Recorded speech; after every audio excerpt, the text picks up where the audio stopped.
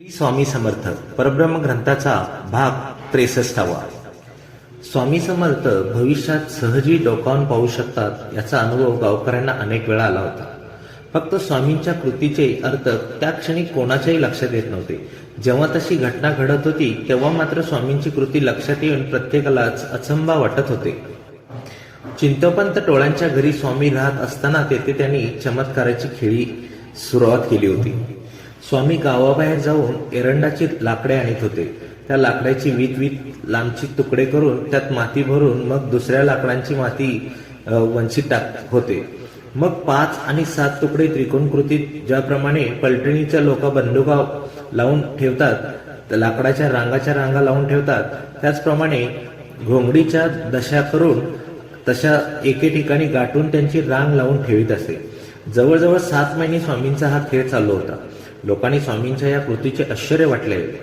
अखेर काहींनी धीर धरून विचारले, महाराज हा कसला खेळ खेळत आहात तुम्ही?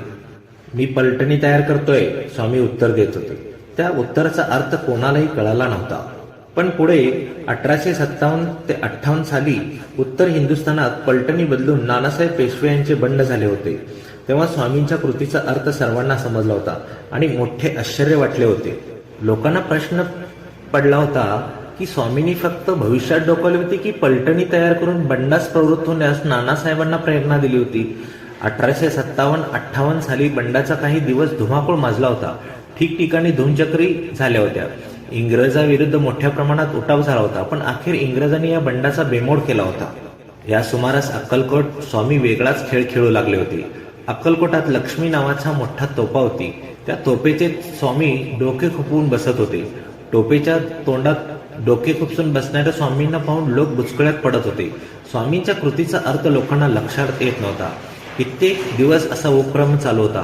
पुढे बंडाची चौकशी होऊन बंडात सामील झालेल्या हजारो लोकांना तोपेच्या तोंडी देण्याचा सपाटा इंग्रजांनी लावला। तेव्हा स्वामींच्या कृतीचा अर्थ लोकांना कळाला होता।